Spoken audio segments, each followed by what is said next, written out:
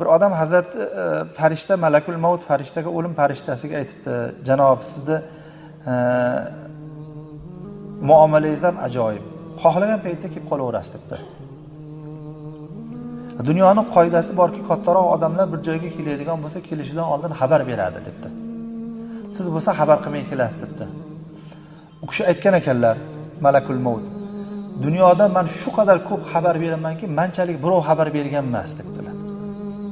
Istima bo'lganing mendan kelgan xabar, sochingni oqargani mendan kelgan xabar, belingda quvvat ketgani mendan kelgan xabar, balangdan bala tug'ilgani mendan kelgan bitta xabar dedilar.